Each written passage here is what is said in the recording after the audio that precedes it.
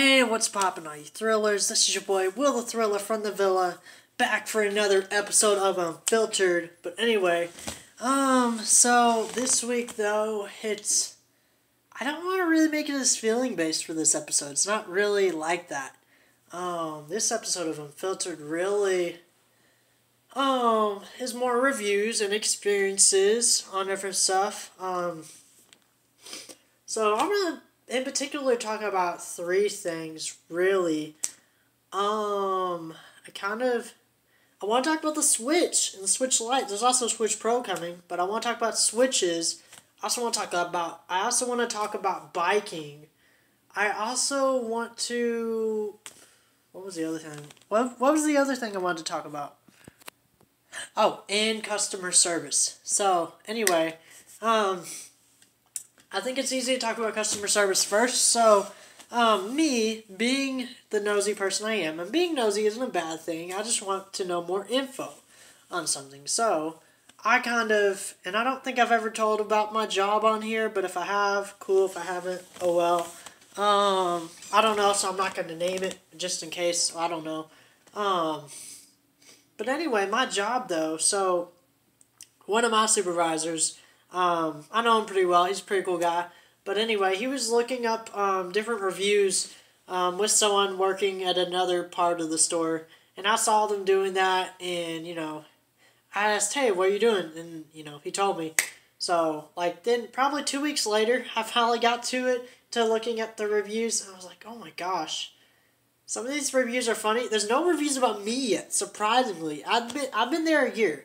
I guess I haven't been there long enough, but anyway, sorry. I'm charging my camera right now, my phone, so that's why my camera might look a little bit slanted. But anyway, but yeah, so these customer service reviews, if you look at them, they are kind of funny. Like one of them is like, it's something blocking an exit door. There's something blocking an exit door. It's likely not one of us who did it. It's likely a customer who did it. But, I'm thinking it is, because the thing is, I don't think we would actually block an exit door. I really doubt it. I know people who work here. I really doubt we would do that. But, anyway, like I said, I'm not naming my place of work, but I have in the past. Cool. I could have gotten a new job since then, so you don't even know where I actually work. But, if you do, keep it a secret. But the thing is, because when you make a video, you're kind of representing those people you work with, so... That's why I try to be a little bit more careful with that. But, yeah, it's just kind of funny. But, here's the thing. So, for those of you who are nosy, but even nosier than me, as in, you look around, but then you judge based on superstitions you've seen in these comments and these reviews, I just want to say something. Just because they had that experience doesn't mean you will have that experience at the place you're going to. And some of these reviews are fake. Some of these are just meant to make the company look bad. Some of these are just, some of them are really good. And some of them aren't really detailed, but they're still good. So I would just keep an eye out for that. Use your own discretion and judgment. We would hope you shop at our place. But if you don't, that's nothing against you and that's nothing against us. That's just your choice. I would want you to go, but I can't force you to go. But I just want to say, just because someone says something is bad doesn't mean that it's necessarily bad. Just because someone says a movie, oh, this movie was horrible, I'm going to rate it horribly because it wasn't exciting. There's no action, no anything. The thing is, sometimes they can't read into what an action scene is. Sometimes they can't read into what an exciting scene was. You can't just trust everyone what they say. You really can't. That's called being gullible. You can't do that. You got to use your own judgment, use your own discretion. There's nothing wrong with listening to people, but the thing is, and I bring up movies because it's a really good example, because for me, a lot of times, I don't like to listen to everybody when it comes to movie reviews, oh, hey, was this movie good? I might ask them, but then I'll go and see it myself. Or I might see someone post about this movie review, but then I'll go see it myself because I could care less. Same for a store. They might talk about, oh, would this person treat me really badly? Okay, so I want to talk about this, though. So I want to talk about the times where maybe people don't get the treatment they deserve or whatever. Um, let me put some context behind this. If you don't like what I have to say, you can leave now, but I'm not saying anything to discredit anybody, to discredit the job I worked for, to discredit myself or anyone higher up than me, but we do not mean anything against you whenever whenever something like this happens. We're actually really sorry when something happens to you, but the thing is it's not always, like, everything that happens, it's not always our fault that it happens. Like, I can say this. Oh, this is something else I wanted to talk about. But I guess we can get into it right after this. But, like, so this one guy was basically cussing me out and cussing my supervisor out because his card wouldn't work. He's like, oh, well, you know, this better fix. And I was like, okay, it won't swipe, so you have to insert. Like, that's the only way it will work. And then when it went to debit instead of credit, he got all mad at me and started cussing me out as if I could control it. I want to say this. I can't control your card. I'm sorry if you didn't pay off your card. If you didn't do whatever for your card, that is not... I'm sorry. I will try to help you. I'll try to sympathize with you, but that is not my problem. Are you getting what I'm saying? I'm not saying I don't care. I'm saying, like, I can't fix your problem. It wasn't my problem to begin with. It was your problem to begin with, so... You know, I will try to help the best way I can, but don't get mad at me when something doesn't work. So that's one thing. Is you can't just always assume that's like that it's the person's fault that, you know, they're trying to serve you. They're trying to serve you, okay? They've dealt with people all day who have probably gotten on their nerves. And yes, I've been there. I've had tons of people get on my nerves before. And I'm being the nicest I can to you.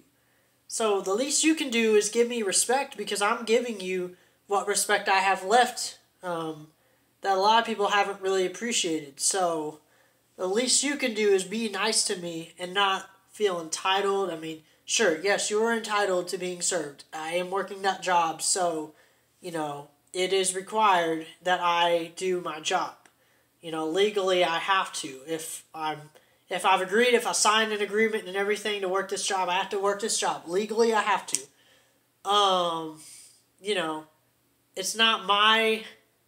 It's not my fault that something doesn't work out for you.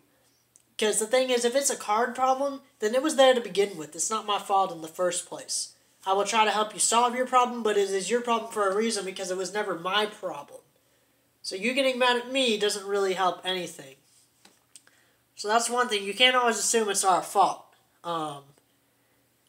And, you know, they don't always tell us everything either. That's something that a lot of... And it's not just my place. There are a lot of companies that are, you know, don't always communicate everything. They're not necessarily bad at communication.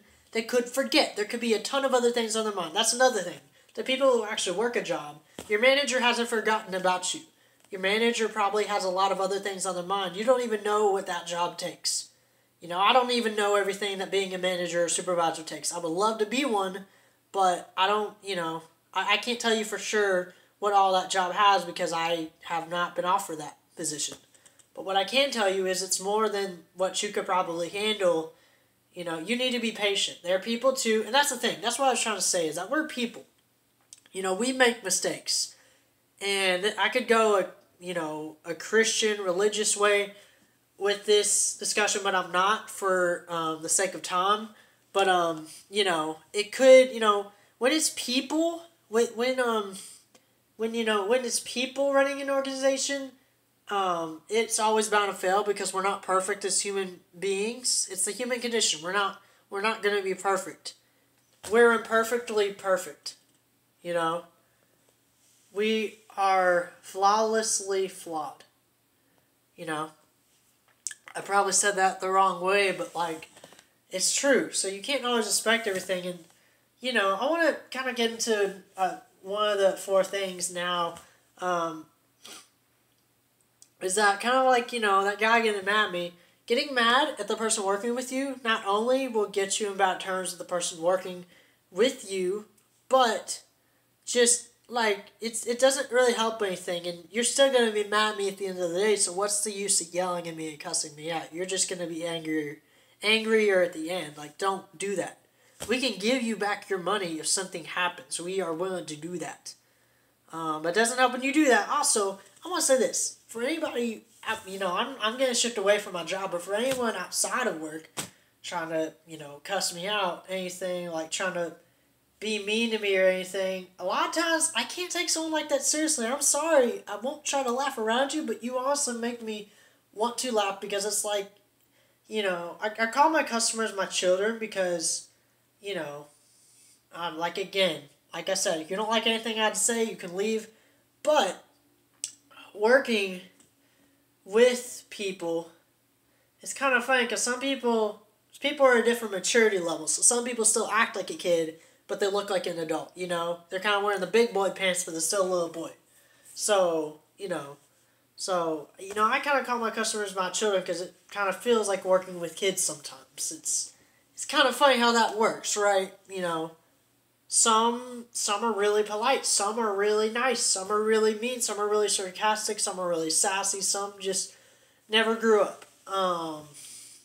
And it's just, there's all different types of people. So, you'll have some people you like, some people you don't. It's just, honestly, that's part of the job. But, just in general life, if you can't talk to me in an adult tone without insulting me, I'm not going to take you seriously. And probably, if it's outside of the job, I might, insult you back.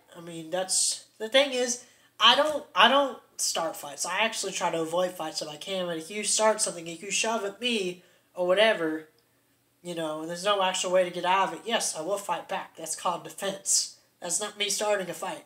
Same for arguing. If you, argue with me and, you say something that's like, oh, everyone heard that, or whatever,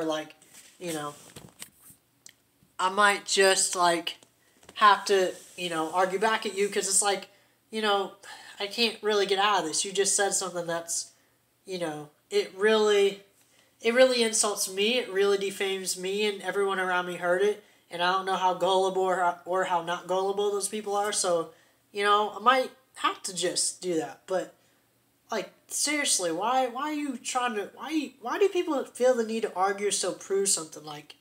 You don't know my life. That's the thing. Same for cashiering, same for bartending, same for being a security guard at an airport. When you're dealing with any of those people, you have to keep in mind that they have lives too, and you can't. If you're mean to them, you could be just the nail that puts them over the edge. You could be hammering them. You don't know what's on their head. They could be thinking, "Oh, this is my last day," whatever. You know what I mean. They feel depressed and they don't feel like there's any way out. And you being mean to them literally just hammered the nail on the head and literally just reminded them, oh, I'm not worth it. I've been there, guys, no matter what job it is. Food, working at factory, working as a cashier, working, anywhere. I felt that. Like you said, you don't know where I'm working right now, so you can't say for sure. But, so you can't just, be mean to everybody. You gotta be nice to people. And, that's another thing, when I'm on the road, biking, drivers, this kind of goes for in a job or, someone taking your order or whatever. You gotta communicate well. Because if you don't communicate well, that's partly why you're having problems with the person trying to work with you. They're trying to work with you. If you don't communicate with them, if you don't communicate with the barber, you'll come out with a mohawk, You'll come out with something you don't like, It's just, you don't know what you want. Try to think about what you're going to say in the words you're going to say. You can't, and you've got to say something. Same for when I'm riding my bike, I can't tell you how many times people don't want to turn their lights on. People don't want to try to listen, and they don't even have headphones. They're just on the sidewalk, not watching. And the thing is, you can say all you want. Oh, there's bike lanes. You know how many cars actually disregard the bike lane, and that's why we have to go into the sidewalk.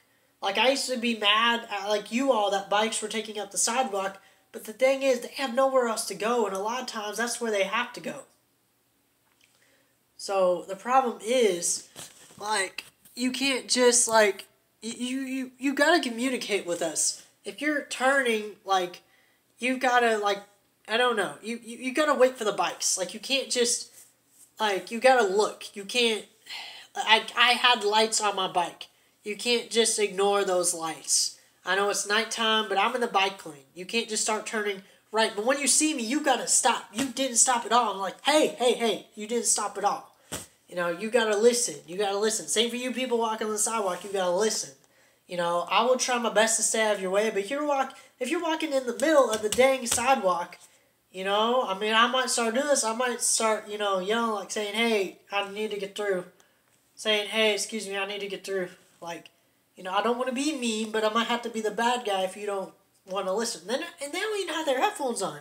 Some people don't want to move. Some people act oblivious. Some people just don't want to move, I guess. But you gotta move. I don't know if you know, but if a bike hits you, that hurts.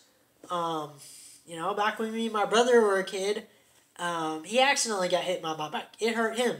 You know, bikes hurt. Probably not as much as a car, for sure, but bikes. And I'm sure there's a way that a bike can still kill you. So please, don't be stupid. Just get out of the way. There's usually a way to get out of the way of a bike. There really is. So don't be ignorant.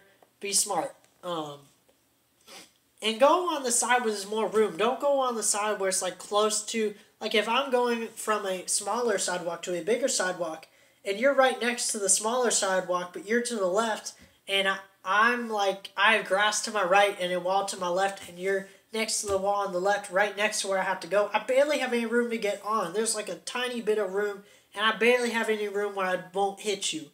And I have to keep in that small path. I can't just like turn around or whatever. I have to keep straight, and that's not always easy. Also, you can't always expect a bike to just stop in time. It's sometimes hard for bikes to stop, especially if you have one gear like I do. I don't have multiple gears. I can't stop or brake. I have an old-fashioned bike. Okay? So you can't just do that. Also, bikes have right of way. You gotta make your intentions clear that you're stopping. You can't just act like you're willing to go. Like, you know, you gotta, if I can't see you looking at me, I'll be like signaling go. And when I say go, you need to go. If there's no cars, you need to go. And I mean that because you're wasting my time. Because you can go faster, a lot faster than me, a lot quicker. I can't start up as quick as you. Because it takes a little bit of pedaling to get my balance. And then when I finally get my balance, you know, I don't really want to stop because, you know, if I do, it takes a long time to start up again. So, you know, that's one thing there. And, yeah, honestly, biking, a lot of people, I know my parents really despise the idea of me biking, but now they see that I'm good at it and I don't ever pay for rides like Uber or Lyft anymore ever since I've gotten a bike and I can just ride anywhere I want. But for parents, for kids, anyone despising getting a bike, you honestly should. It's good. It saves you money on exercising at like Planet Fitness and stuff. Nothing wrong with it. Those are good places. I have been there, so I'm not going to say you shouldn't go to those exercise places, but I carry my bike upstairs too. I point over here because my bike's over here. But like I'm not pointing over there because this house is kind of a mess. But anyway, I carry my bike up the stairs of my apartment, so literally I'm getting like exercise, upper body strength. I don't have that much arm strength right now, but like I'm sure by the end of the year I will. But like I'm getting arm strength. I'm getting my calves are tired by the time I get to work or whatever. So I was trying to get to whatever, like when you're biking, try to give yourself like at least 10 or 20 more minutes than what's actually going to take. Actually, 20 to 30 minutes. If you're, like, expert, like, really, really good, like, you're honestly really good, you've been riding for a long time, give yourself 20 minutes. If you're moderate, just average, give yourself 25 minutes. Like, but you're average with, like, skills, you know, give yourself 25 minutes. If you're average, but you have some skills. If you have never ridden before, give yourself 30-plus minutes. As much time as you want. You know, it takes me probably 33, 35 minutes to get to work. I'd give myself probably 2 hours. That 1 hour is basically to get to work, and it takes a little over an hour sometimes, because traffic, you can't predict traffic. That's why you got to give yourself 20 to 30 more minutes every time, or even more than that, possibly. And then when you get to work, you honestly should give yourself even more time than 20 or 30 minutes, because the reason why you need to give yourself more time than just 20 or 30 minutes is because you need to rest a little bit before you go into your shift. yeah, pretty much biking is honestly not that bad. It's honestly really exciting too. There are a lot of stuff you need to get. You should get a horn. You should get two lights, one for the back, one for the front. Mud guards, reflectors, a phone holder if you want if you want to navigate. If you have a basket in the front of your bike, cool. If you don't, get one. Get a cruiser bike. Get a cruiser bike. That's the type of bike you want to get. There's different types of cars. There's also different types of bikes. So get a cruiser bike. Get an air pump, especially if there's one that can attach onto your bike. Better, you know. The horn, it's not just for looks. It's for basically letting people know you're coming through. So, yeah. Anyway. I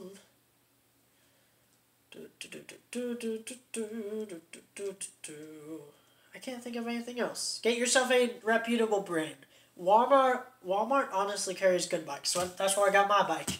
It's a really good bike though. So, but that being said, that's good. And speaking of reviews though, let's check how we are in time. Okay, so let's keep going. I know this is a long episode. I want to kind of end it in 25 minutes, but watch it be longer than that. But anyway, last thing I want to get into is, it's actually an argument I just had on Discord over a bunch of people over, it's the newest Pokemon game, Sword and Shield, and it's about the Switch. They were talking about the Switch, and I just recently started talking in the Discord. No one has responded yet as of the filming of this video, but I'll probably go back and look after this video and see something about it. But in terms of the Switch, so I want to tell you, because I have both Switches. I don't have them here in front of me. They are currently charging right now. But I have the original Switch. They're also making a Switch Pro. I'm probably not going to get that because I already have two Switches. But if you want to get it, go for it. But when I talk about both of these Switches, both of them are good. They're not bad at all. The first Switch, you have Joy-Cons that can act as, you know, you can attach them to your Switch, the original Switch, and they, you know, you can play like a handheld system. You can carry it with you. That was kind of the promotion for it. It can be a system. It can also be kind of like a 3DS. It can be like a portable system. So you have that. And it's pretty good. It is about $300. I will say that. $300 plus tax. So you're looking probably about $330, $325, whatever. Probably. I'm just assuming maybe it's like $350. I don't know. But it's probably not that. It's probably like $325, $330 something for tax. For that's with tax and the original price. But anyway, you have all that stuff. It's pretty good. And the Switch Lite. Let's talk about the Switch Lite. So it cannot be docked, which the original Switch can be docked. That's how it's a system that you can play on your TV. But the Switch Lite, it costs $200, so it is $100 less. You know, of course, plus tax, so probably $225, $230, maybe $215. I don't know what the actual tax on it is for sales tax. And sales tax is different in different states and in different parts of the world probably too. But anyway, we're just talking U.S. dollars. But anyway, Switch Lite is $100 less than the original Switch. About $100, give or take a little. But anyway, the Joy-Cons, they aren't even Joy-Cons. It's part of the system. It's just a system. It's a portable system. Kind of like a PSP, kind of like a 3DS. It's just a portable system. There's no such thing as a Joy-Con on this thing. I want that to get out of your vocabulary when you're talking about a Switch Lite. Because it does not have an actual Joy-Con. A Joy-Con is where you can detach it and, you know, you can use it as a controller too, you know, for the original Switch. But you cannot detach the supposed Joy-Cons on this Switch. It is part of the system. It is just a Switch Lite. There is no Switch Lite with Joy-Cons. It is just a Switch Lite. You know, and it has controls. That's what it is. But the argument was if stuff breaks. So, you know, the thing is that, you know, like anything, TV, a phone, a computer, any system, anything can have technical difficulties. I don't think... I don't want to say there's never going to be a day where there won't be a problem with technology, but I think there's always room for improvement. So, that being said, like I said before, us being humans, there is flaws. And so, there is flaws in the things we make too. So, you can't always expect stuff with the Switch to work the best too. It's also a fairly newer system. The Switch has only been out for a year or two, I want to say. I don't know if that's accurate, but a year or two, year and a half, I don't know. A year or two, I don't know. Give or take. Switch Lite has been out now for like a few months. I want to say it's been a few months, but or close to a year. I don't know. But anyway, Switch Lite, I have both of them.